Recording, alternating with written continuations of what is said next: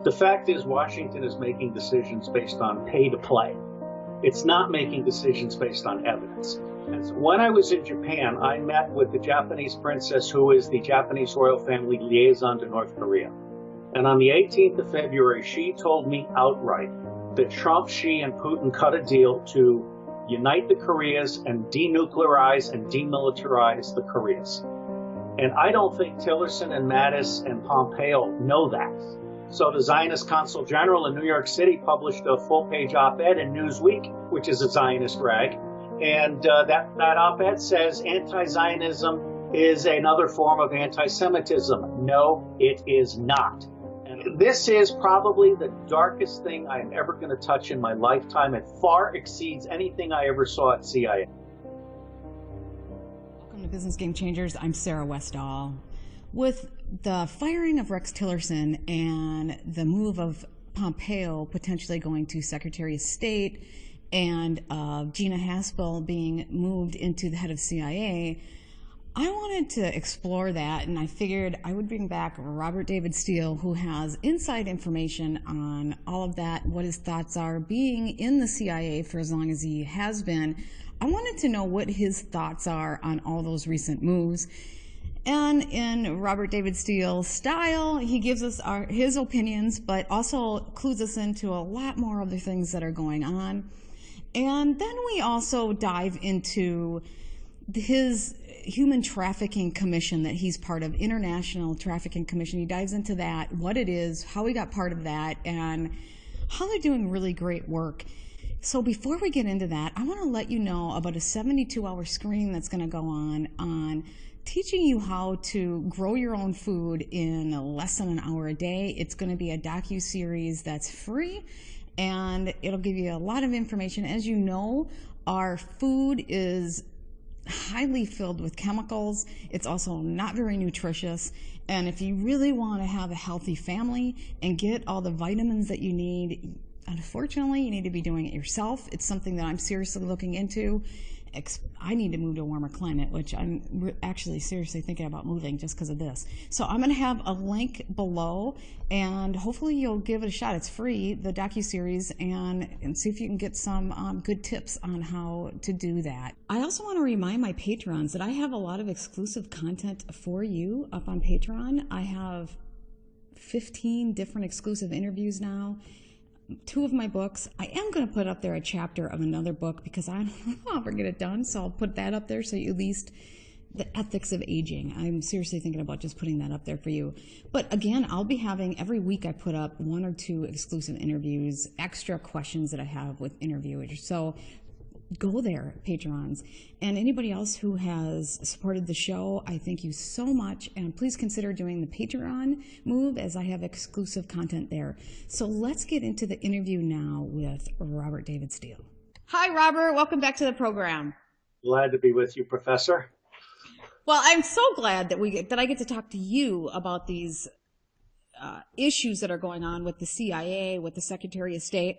But let's first, I want to ask you, why did Trump really fire Rex Tillerson? He didn't even give him an opportunity to save face by saying he resigned. He just flat out fired him, which isn't very common by presidents.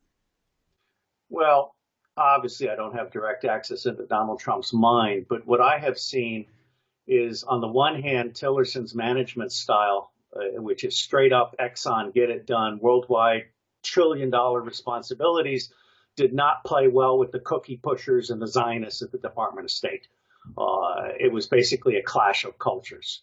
Number 2, Tillerson appears to have been captured by the deep state. He was recommended by Condi Rice and Bob Gates. So to the extent that Trump is actually fighting the deep state, I think there came a point when he realized that Tillerson was a puppet of the deep state. He was planning a long-term stay in Syria, which is useful only to Zionist Israel. He accused Putin without evidence of doing this nerve attack on the agent in London. This is an agent that was pardoned by the Russian president and released to the United Kingdom by Russia, okay? I think he was killed by MI6 in a provocation, in a false flag provocation, seeking in a last desperate attempt to derail the relationship between Trump and Putin. So for a whole, and also, of course, Tillerson is reputed to have called Trump a moron. Nobody likes that. So for a whole bunch of reasons, I think Rex Tillerson just basically used up all the political capital he had with the president. And the time came to dismiss him and put in someone who may be very smart. He was number one in his class at West Point, but also, I believe, is running the risk of being captured by the deep state because he didn't figure out that CIA was lying to him about everything when he was director of CIA. So I love Tillerson. He's a great man, great American, but it was obviously a multiple clash. And I think the last straw was his accepting. I consider the Prime Minister of England to be a liar, who also sponsored the false flag on the apartment buildings in London. So Tillerson made a huge mistake in accepting her accusations against Putin without evidence. So when you say that they're captured, are you saying that they're unwittingly captured, or do you think that they're a knowing player? That's a good question. I would say it's always some of each. What really distresses me is that the CIA and the national intelligence community, to take one very specific example, are on record by General Tony Zinni, United States Marine Corps, as providing at best 4% of what a president or a major commander needs to know. The fact is Washington is making decisions based on pay to play. It's not making decisions based on evidence. And so part of Tillerson's problem is everybody in the State Department that has anything to do with the Arabs or Israel is a Zionist Jew, and more often than not, a dual citizen with conflicted loyalties. We don't have counterintelligence in this country when it comes to Zionists. Zionists own U.S. foreign policy. And so Tillerson, I think, got caught up in that. Tillerson also did not have the knowledge of intelligence that he should have had. Had he had that, he would have insisted on sponsoring the open source agency and created his own open source intelligence capability, which has the advantage of creating decision support that can be shared with Congress, the president, the public, the media, and foreign allies. So Tillerson got sandbagged.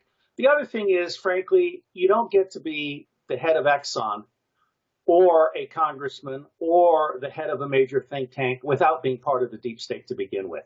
You've been groomed. You have spent years and years of going along to get along with all these bubbas. And that essentially means that whether you're witting or unwitting, the fact is you are part of the deep state. And I would say Tillerson was certainly part of the deep state with a potential for greatness that he chose to eschew. Well, a lot of people think that Pompeo, the move to put him into Secretary of State, is actually a move to escalate war with Iran because of his background and his aggressiveness. What do you think about that? That could be. However, let me say something in favor of Trump. When I was in Japan, I met with the Japanese princess who is the Japanese royal family liaison to North Korea. And on the 18th of February, she told me outright that Trump, Xi, and Putin cut a deal to unite the Koreas and denuclearize and demilitarize the Koreas. And I don't think Tillerson and Mattis and Pompeo know that. At a level of presidential grand strategy and president-to-president communications and general secretary in the case of Xi, I think Trump has cut a deal and he's playing everybody, including his cabinet, for fools. And as I watch these media morons, including John Bolton, who should be locked up in a padded room someplace, they're all saying, "Oh my God, he's gonna get fooled by this rocket man and blah blah blah blah." These people are idiots. Donald Trump knows exactly what he's doing. The deal has been cut. He is going to get the Nobel Peace Prize for ending the possibility of war in Korea. If anyone is against this, it's the Chinese, because they like having the North Korean buffer. They like having people in poverty and so forth on their southern border, buffering them from North Korea. They're very worried in China below Xi. They're very worried that the combination of very low-cost labor in North Korea and very high technology in South Korea is going to create an economic powerhouse that will be competitive with China. And that could well be. But I think General Secretary Xi is playing the long game. And Xi Jinping is now president for life in China. Putin is, for all purposes, president for life in China.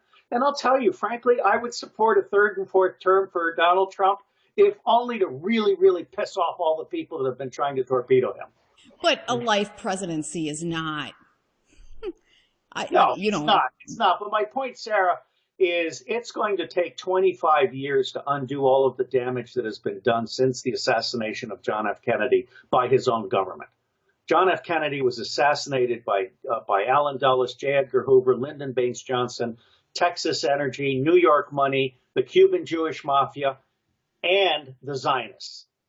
Arnon Milchan and Yitzhak Rabin were in Dallas to observe the assassination of John F. Kennedy on behalf of the state of Israel.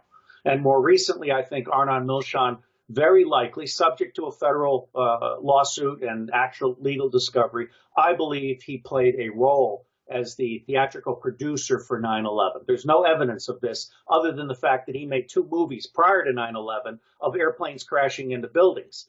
And he was the nuclear trigger guy for the CIA back when CIA was supporting Israeli nuclear smuggling. Fast forward to today, I think he's very much a part of the Zionist state influence on the U.S. economy, the U.S. government, and U.S. society. So this is a man that if you had a proper counterintelligence capability in this country, we would be all over him. We would be looking at every single email and phone call that he's made, which, by the way, we have in the NSA databases. We just haven't processed them. yeah, the NSA has everything. It has everything for the last 10 years, most everything for the last 15 years, but it only processes 1% of its information. And if Bill Binney and I have had one moment of glory in the last 5 years, it's the letter we sent to Jeff Sessions telling him how to go into the unprocessed database and pull out every email and every phone call for every U.S. dual citizen trader, every elite pedophile, and every white-collar criminal, including Goldman Sachs. Let me ask, go ahead. But we haven't processed it all. Well, let me ask you, you know, there's this really big push to anybody that talks about Zionism is racist against Jews. No, anti-Semitic. Anti-Semitic. That's the word I was trying to. Sometimes words don't come to me that are usually right at the tip of my tongue. When do you think that, or ever, do you think the American people and people around the world will wake up and say Zionism is a political conversation? Actually, it's an espionage. It's a subversion, treason conversation. It's not a religious conversation, and it's not about the land of Israel. It's about the very deliberate subversion of the United States of America by an enemy within. Yeah. So when do you even think it's? I mean, because it has started, Sarah. It has started. I mean, my most widely read essay is Zionism in America: 7 strikes and counting. And since then, the Zionists have gone up to 13 strikes. And in fact, my essay was noticed by the Zionists. So the Zionist Consul General in New York City published a full-page op-ed in Newsweek, which is a Zionist rag. And that op-ed says anti-Zionism is another form of anti-Semitism. No, it is not. And America, led by veterans and the conservatives, now understand this. And in fact, strike number 6 or 7 was Netanyahu telling the American progressive and reform Jews to piss off, that they get nothing from Israel, because Israel is all about the Shabbat supremacist cult that believes that Goyim and Gentiles are animals. Okay, this is a matter of record in all of their literature going back for hundreds of years. So Netanyahu, who is now about to be indicted and may end up going to jail if he doesn't commit suicide, Netanyahu is on very thin ice. And I believe Donald Trump understands full well the difference between Zionism and Judaism. And in fact, it's very important to point out there are only 9 million Jewish voters in the United States of America. The power of Israel in the United States of America is based on bribery and blackmail. And Jeffrey Epstein, the pedophile enabler who has everybody on videotape, is the poster child for how the Zionists subvert the U.S. government, the U.S. courts, and the U.S. economy. Well, and anytime I see a comment, people comment all the time about the Jews. I delete those. You can comment all you want about Zionism, but do not get into the Jewish thing. I agree completely. Do not pick on the Jews, particularly since the progressive and the Reform Jews are loyal American citizens who have all of the rights that every American citizen enjoys. They've simply been lied to by the Zionist propaganda machine. They're also repressed. The Anti-Defamation League is the Zionist secret police. And if there is a God in my lifetime, AIPAC and ADL will be required to register as agents of a foreign power, which is what Kennedy was going to do, and one of the reasons why Israel was fully complicit in the assassination of American President John F. Kennedy. You mentioned that a lot of people are dual citizens, and they have 2 people that they serve, or 2 countries they serve. Now, how do we know who's a dual citizen? Well, let me unpack that a little bit. There are two countries that have so-called legal dual citizenship with the United States of America. One is Israel, the other is Ireland. And the Ireland thing was a Kennedy thing. A lot of our dual citizens are secretly dual citizens. They haven't declared this, which means that on their SF-86, they have failed to report a very insignificant fact. But let me also emphasize that the dual citizenship is merely a marker. There are so many good Jewish people who have been misled by the Zionists, who have been put into a position of committing treason because they think they're helping Israel and it does not conflict with the interests of the United States of America. And I respect the fact that they're being deceived in that way. The bottom line here is that the Zionist espionage machine has been off limits for the Federal Bureau of Investigation. We are not allowed to keep our own house clean. And that's something that I hope that President Trump will fix after he cuts FBI in half, because it's clear that all of the people installed by Obama are, in fact, traitors who need to be indicted. And in fact, one may be fired right before getting his pension to send a very strong signal. That's McCabe. McCabe clearly betrayed the public interest and was a co-conspirator and did a lot of evil things. And I think he won't lack for money. The Zionists and everybody else will make him a multimillionaire if he's not already with offshore accounts. But we have to clean house. And we have to, for example, also end the use of contractors. I mean, one of the things that Gina Haskell, and we'll talk about her in a minute, but one of the things she's going to be faced with is this idiotic idea from Eric Prince that we should privatize clandestine and covert operations. That is another way of reducing the integrity of the U.S. government. So long and the short is we don't have a U.S. government that makes evidence-based decisions in the public interest. We have a U.S. government that is completely penetrated by the Zionists, which does pay-to-play decision-making. Well, let's get on to Gina Haspel since you brought her up. She ran a CIA torture center in Thailand, and many people are concerned about her getting in charge of the CIA with that kind of background. What are your thoughts on that? Well, let me first say that any woman who rises to the top in CIA has had to eat a lot of shit. She has had to put up with a very toxic culture, which is essentially a whole bunch of overweight white men with no ethics. So for her to get all the way to the top like that, she clearly had to outmaneuver and really almost out-case officer all these overweight white men with no ethics.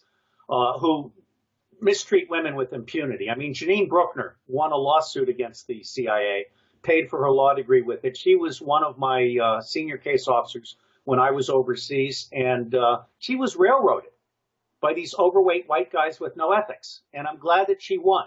So let me say that I give Gina a clean sheet, fresh start, and I have posted on my website 5 specific conditions for her threading the needle. When she managed that overseas torture site, she was playing the game by the rules in place at the time. She now has an opportunity, and I would not deny her the opportunity to be the chief of the clandestine service at CIA, provided that she considers my 5 recommendations. And I'm not sure that she will, but I honestly feel I have to put them out. Number 1, she has to acknowledge the moral and practical errors of the past, and that includes drone assassination. Under her tenure as deputy director, we have been assassinating thousands of people with armed drones, 98% of whom are documented to be complete innocents, men, women, and old children. So she has to reject that. She has to acknowledge that much of what CIA does is not worth the money we pay for it. CIA is actually a sham. Most of the clandestine information that we get is a handout from Foreign Liaison.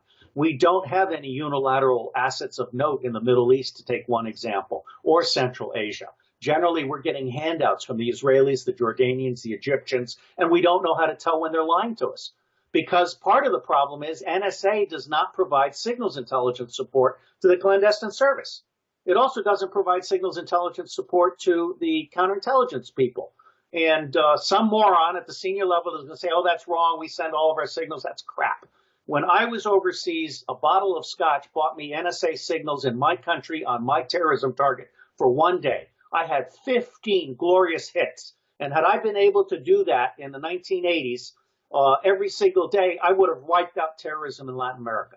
But NSA doesn't do that. They work by a priority system that basically is repetitive collection against the Russians, the Chinese, and a couple of other targets, and they don't do jack shit to support clandestine intelligence tactically overseas, or military operations tactically overseas, or clandestine operations here at Forum. So Gina has to make the point that she's not running the Central Intelligence Agency. She's running an isolated piece of the intelligence community that is 96% shit and 4% useful. So if she does that, go ahead. I was going to say what Bill Benny said is, and Kirk Wiebe, is they're not even serious about doing. I agree completely. I mean, come on. If you're not giving the people what they need, and people are asking for it, and you still aren't doing it, you're just not even serious. Machine. It's a spending machine, and these people lie to the president with impunity. One of the best books on the rules in Washington is by Morton Halperin, called Bureaucracy and Foreign Policy, I think. And in that book, he says, Rule 1 is lie to the president if you can get away with it. That's what CIA does for a living. It lies to the president. It lies to everybody. It is a massive sham. Okay. Now, the last thing that she has to agree to is an open source agency that is in the executive office of the presidency, and that sets the bar for what can be known with legal open sources and methods. And nothing should be gone after with clandestine or covert sources and methods unless the open source agency says we can't get it, and the president validates that it's worthy of national risk taking. So my bottom line is, I think Gina's going to blow it. She might get confirmed because there are going to be a lot of people reluctant to deny a woman the privilege of being the director of the clandestine service. The director of the whole shooting match. And why? What's that? Why? Why would they deny it just for basis on female? Well, there's the whole Hillary Clinton thing. Hillary Clinton gave women a bad name. She was the worst possible candidate for president if what you wanted to do was break the glass ceiling. This is a woman who is indictable for pedophilia, for charity fraud, for treason, selling Syria and Yemen to Saudi Arabia, selling uranium-1 to Russia, selling Libya to the French. So on balance, I think Gina has a 60 to 65% chance of being confirmed. If she were to embrace my ideas, I think that would go to 90%, and we would all be better for it. Well, Rand Paul came against both of them really strong. He's thinking that escalation of war by Pompeo, and then he's really worried about the torture with Gina. What do you think? Why is Rand Paul coming out so strong? Again, everything is so complicated. For example, I think the Marine Corps Beirut's bombing was done by the Israelis, not by the Iranians. The Beirut Marine Corps barracks bombing, which Jim Mattis still has a corncob up his ass over that. Okay. The Secretary of Defense is absolutely convinced that Iran did the Marine Corps Beirut barracks bombing, and that he therefore wants to nuke Iran as revenge, Marine to Marine. I think it was Israelis. And as I was reading into this, I noticed that one Marine stopped an Israeli tank column 1 month prior to the Beirut barracks bombing. And I personally believe that this was a false flag by the Zionists to punish the Marine Corps for having stopped its tank column. And I believe that the USS Liberty, as well as 9/11, are classic bracketing examples of the degree to which the Zionists are willing to kill Americans as part of their grand plan, their grand strategy. So in my humble opinion, Iran is not the enemy. The Zionists inside our perimeter are the enemy. And until Jim Mattis and the FBI and everybody else wraps their head around that, you're going to have people like Ron Paul making the right call for the wrong reason. He's right that Pompeo and Gina are about escalating war with Iran. He's wrong about the larger aspects of it. Donald Trump does not have a grand strategy. He doesn't have intelligence supporting a grand strategy. Sam Nunn, one of the greatest chairmen of the Senate Armed Services Committee ever in history. I think that man walks on water. Sam Nunn said, you can't establish your force structure, your military plans and operations until you first have a grand strategy. And you can't get a grand strategy until you first understand your threats.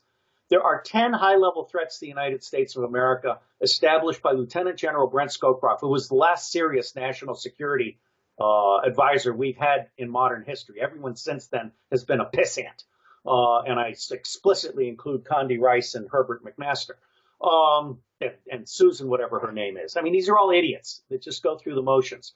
The 10 high-level threats to humanity are in the following order: poverty, infectious disease, environmental degradation, interstate conflict, civil war, genocide, other atrocities, including trade in women and children, proliferation, terrorism, and transnational crime, which includes all the evil that is being done by the central banks, Wall Street, and the City of London, which, among other things, are manipulating exchange and currency rates to screw the American public for their own profit. We don't have a grand strategy that addresses all 10 of those threats. We don't have an intelligence community that is capable of defining those 10 threats and telling the president what he needs to do in policy and cost terms to address all of those 10 threats in a sustainable, effective manner going out 25 years. So I think Donald Trump is essentially his own foreign policy, his own defense policy, his own domestic policy, because right now he has a cabinet that is ignorant, that is not getting decision support, and he literally is feeling very, very lonely at the top. So now why is that we're incapable of having a grand strategy? Is it because of our system of government, or is it because of the corruption that's so intertwined? Well, it's both. It's both. I mean, for a long time, I really only started getting wise in the last 5 years. Until then, I was just another academic, just another bureaucrat, just another author who kind of thought that what he read and what he saw was reality, and it's not. There are two people that really understand reality in my mind. One is named John Rappaport. The other is named David Icke. Until you get into those complexities, you don't realize that all of this is kabuki theater. We have a two-party tyranny that disenfranchises 70% of the voting public, and that is absolutely committed to enabling the deep state, which is not the shadow government, it's above the shadow government, looting all of us. Now, when I first started out, my first 30 years of reformism were focused on intelligence reform. And it wasn't until about 2010 that I realized that you can't get intelligence reform or governance reform or economic reform or national security reform unless you first get electoral reform. There are 12 separate different things that are wrong with our election system, including electronic voting machines where the winner is decided before the first vote is cast. Okay? People need to get a grip on the fact that all of this is fraud. So in Trump 2.0, which I just published, I outlined some initiatives that are involving people, putting veterans in front, technology, creating the Truth Channel, and leadership. Donald Trump has to step up, sponsor the Election Reform Act, have fireside chats every day, and literally educate the American people up to the point that they can say in November 2018, the hell with both parties. We're going to vote for people, not parties, and we're going to put in a swing vote of libertarians, Greens, reforms, Constitution, the occasional working families and justice, and of course a huge swath of independents. And every person in that swing vote thing is going to be elected based on promising to not caucus with and not vote with either of the two wings of the two-party tyranny, the Democratic wing or the Republican wing. One bird, two wings, same crap. Put them out of business. Donald Trump needs an honest Congress that demands evidence-based decision support. And if you combine election reform with an open source agency, and then you put veterans in front in 435 districts, demanding that the public focus on people, not parties, and holding every single person that's elected accountable for referring to the public every single vote in advance, now all of a sudden you have a democracy. Well, what do you think about the Rand Paul bill that he's putting through to audit the Fed for real? We did a partial one back, I don't know how many years ago now, but he's really close to getting this passed, but now they're trying to stall it because the politicians don't want to be on record voting no against it. And so they're just trying to stall it completely. I think if Donald Trump wants to get more Republicans elected, he should pick up Rand Paul's initiative and go with it. Not only do we need to audit the Fed, we need to nationalize the Fed.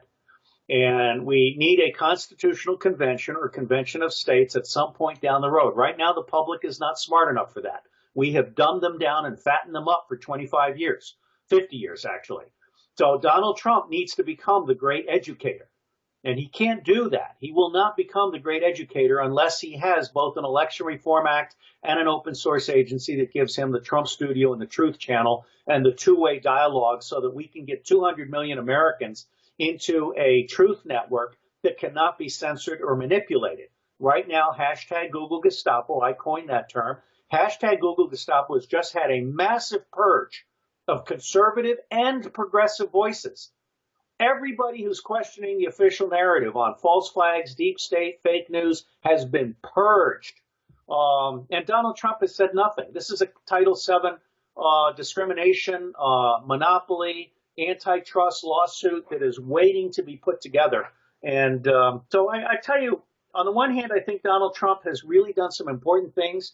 And another reason why he fired Tillerson was because he was not supporting the Korea unification and he wanted long-term bases in Syria, because Tillerson is an oil man and he wanted Israel to keep the Golan Heights, which is on top of oil.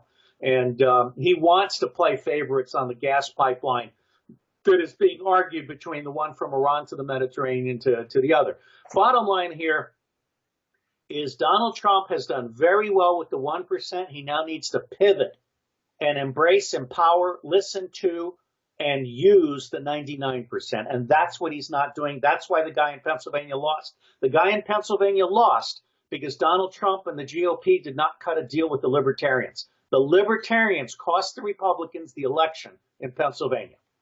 Well, don't you think you talk about the education of the Truth Channel? We need to educate the people. Don't you think just auditing the Fed right there would go a long way to waking people up?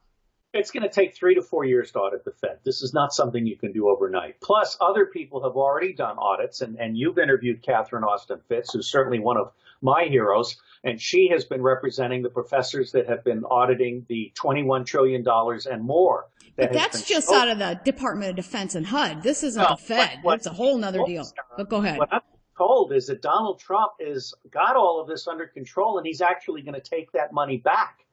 I was told by a person that I can't quote the other day that Donald Trump is going to take back so much money from these people who are looking at give the money back or go to Guantanamo. This is the choice they're looking at. It has to be like that. Well, he's going to take so much money back that I was actually told the United States would become a creditor nation rather than a debtor nation. I also believe Trump is very seriously considering a debt jubilee for the $3 trillion in debt that is focused on individuals. Student debt, small business debt, family credit card debt, and elderly health debt. Donald Trump has the power to wipe out all $3 trillion of that debt overnight. That would change their circumstance. Now, America would be in the streets celebrating the greatest president ever. This is a no-brainer, particularly if he does it on the 4th of July. Well, and he also needs to deal with the pension scam, the fact that all these people are out ready to lose their pensions when they didn't fund the pensions like they should have. It's not just that they didn't fund the pensions. It's legal in the United States of America to transfer your pension obligations to a shell company and then have it go bankrupt. That's legal. Okay? Well, yes. There is so much that needs to be fixed. I mean, we now know, for example, The Atlantic is one of my favorite journals, although it's very wrong-headed on many things. But The Atlantic Monthly has published an absolutely superb essay that makes it clear beyond a shadow of a doubt that corporations are not people, and that the Supreme Court law that says that corporations are people is based on outright lies. That needs to be brought forward as a court case, and that needs to be reversed. Corporations are not people, period. Yeah, that messed up everything when they did that. Well, let's get into something that's really important to both of us, close to my heart, and that's pedophilia. And you are involved in an international commission on pedophilia. Can you explain that? Well, let me take that in 3 parts. Number one, I'm not sure how I really got enthused about the importance of pedophilia, except that I vaguely connected it to a very important way of taking down the deep state. And I've been working pedophilia for several years now. And I remember distinctly, I was in the JFK Art Center, whatever you call it, here in Washington, talking to some people as I was delivering something to the president. And I brought up pedophilia, and they looked at me like I was an insane person. This was back in the days of Denny Hassert and the kids being given VIP tours in the White House where they get to take off all their clothes and be molested by people in the White House. They just couldn't believe it. Well, Pizzagate changed all of that. Because of Pizzagate, I started nurturing a book by West Point graduate Joaquim Hagopian called Pedophilia and Empire, Satan, Sodomy, and the Deep State. And that's free online, and it's being read all over the world. And now it's starting to be translated. He just released chapter 15 on Hollywood. Every chapter is free online and also on Amazon Kindle. The tiny URL is Pedo Empire. That brought me to the attention of some people that were creating a judicial commission of inquiry, which is not a law enforcement body, and it is not it doesn't have legal standing inside of existing jurisdictions, but it has its own international natural law legal standing, and it is a commission of inquiry. It is led by Sir John Walsh of Brana, a duke in the Australian Who's Who, and I have been asked to be the chief counsel, and I have accepted. William Binney and Steve Arnold and Arno Reuser are three of our technical directors, and this should be a wake-up call for the elite, because that means that I have at my disposal capabilities superior to what NSA and CIA have. I can get into all of these internet circuits and all of these telephone circuits and so forth within the law. That's the distinction between Thin Thread by Bill Binney and NSA. Bill Binney and Thin Thread are within the rule of law. NSA is way outside the rule of law. So long and the short of it is, we have set upon ourselves a task to do in 1 year what no government anywhere has done. Our starting number is 8 million children per year disappearing. That's 22,000 a day. 8 million children a year. We want to document as close as we can toward 8 million a year. Are these, in fact, the missing numbers? Then we want to document what happens to them. Pedophilia is not just about child kidnapping or even child breeding. There are lowlifes in America that are breeding children as a cash crop. They're literally getting pregnant and selling the baby, and there's a very high demand now for fetuses. People in the satanic circles like to eat fetuses. This is just beyond belief, but it's there. So child kidnapping, child cash crop, child slavery, child sex abuse, and now you get into the really dark side of it. Beyond child sex abuse is child murder. Their average life expectancy, we believe, is 2 years, except for the ones that are being groomed to take over the higher networks. 2 years. So child murder, put them in an incinerator in New Jersey so the New York people don't have to get their hands dirty. Or child ritual murder. Kathy O'Brien's got a great book out, Transformation of America. She might be one of our witnesses in London. And child, this is even, I've even read about where they have a child get pregnant and they deliver the fetus fresh on the floor of the ritual environment to eat the fetus within minutes of its coming out of the womb. I mean, Why? This is how sick these people. Why? This because they can. It's impunity, it's arrogance, it's satanic evil at its very best. And then the last third of child abuse is body harvesting.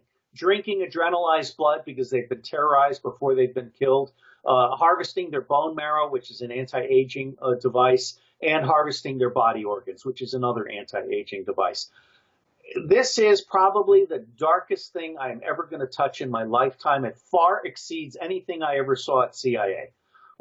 This is the ultimate evil, and it's particularly evil because Scotland Yard and Interpol and the FBI and the 18,000 police jurisdictions across America are turning a blind eye to this. Is it because people just can't fathom that this is what's going on? Because that's hard. I think that's 1/3 of the reason. 1/3 of the reason is because they're actively complicit. One of the neat things, one of the upsides of having all of the emails and phone calls across America for the last 10 years is we have every dirty cop, every dirty prosecutor, and every dirty judge online. We've got it all. And so if we're serious, we can do it. If we're serious, we can do it. I think it would take 5 years. This is a long-term harvesting project. I mean, right now, NSA can be harvested, at the 100 to 1,000 level. If you really want to get 10,000 dirty cops, 10,000 dirty prosecutors, and 10,000 dirty judges, that's a 3 to 5 year project. Do you think Trump really wants to do that? Because he can. I don't know. I don't know. I really pray that Donald Trump wants to clean up America and make America great again. But if he doesn't pivot from the 1% to the 99%, he will be lucky to finish out his term. Well, let's finish it off with whatever you want to share with listeners. Trump 2.0. I absolutely believe in Donald Trump. I absolutely believe that Donald Trump has the possibility of winning the Nobel Peace Prize for uniting the Koreas and demilitarizing, denuclearizing the Koreas. I absolutely believe that Donald Trump has the right instincts. I'm not very confident about his present staff setup, including many of his cabinet members, but he has the benefit of the doubt. What I want from Donald Trump is what I have outlined in Trump 2.0. Sponsor the Election Reform Act, sponsor the open source agency, have a Trump channel, have a Trump studio, have a truth channel, and literally re-engage Americans. I want to take Trump from 27% to 70% with veterans in the forefront. Well, if he can do the things like we were talking about, cleaning up corruption, he will be there overnight. Yeah. Well, thank you so much for joining me today, Robert. I really appreciate it. Sarah, you are the best. Professor Westall, thank you for having me on your program.